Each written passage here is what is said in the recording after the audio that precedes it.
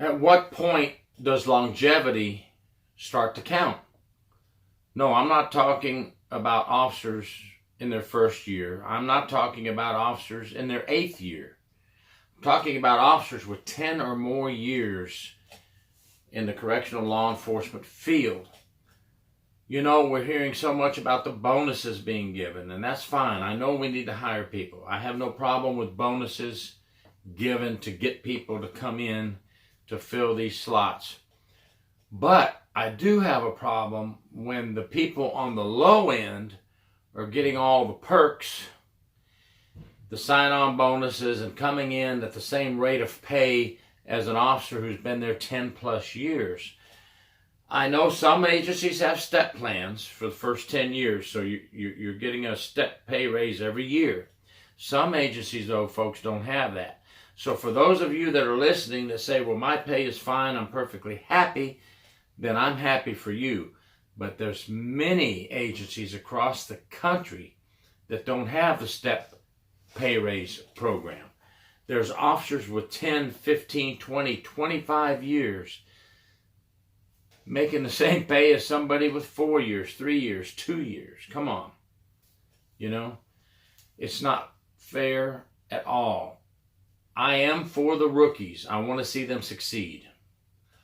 But if an officer has put in all those years of hard work, we need to see pay raises for them. If you don't want to do a standard pay raise, let's give them a bonus every year. What about a bonus? 10 years gets this bonus money, lump sum. Second year, 15 year, 20 year, the bonus gets bigger and bigger. What's the reward for the people hanging in there?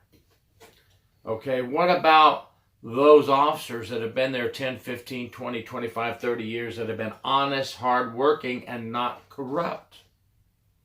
The corrupt officers are tainting the image of them. Okay? What are we doing to reward those officers who aren't corrupt? Those officers that do their job properly, that never get in trouble, that never cross that line to the dark side. What are we doing to reward them? You know, I'm seeing articles of officers getting caught doing bad things. And yes, this is true prison story, so I do the good, the bad, and the ugly. This is a good one. I see all the verbiage of bonuses given, $1,000 bonus sign on, and then the officers come in at this rate of pay. I want to see some of the older generation officers be rewarded. What about also not just monetary, either pay raise higher than those lower than them, or bonuses for them and not for the lower, not under 10 years.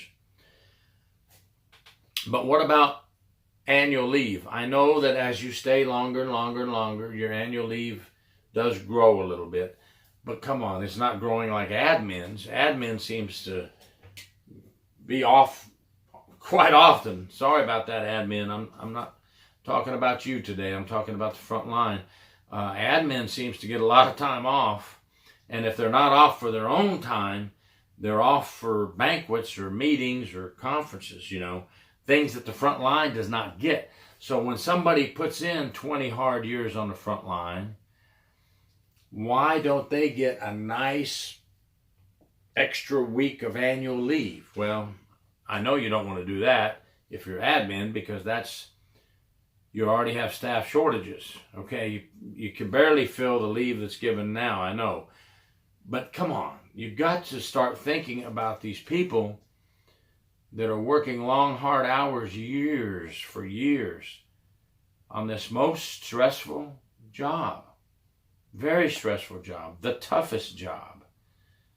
One of the toughest jobs there is, folks, because we see it all the time, you know, with the stress level and the long hours of work and the time away from family.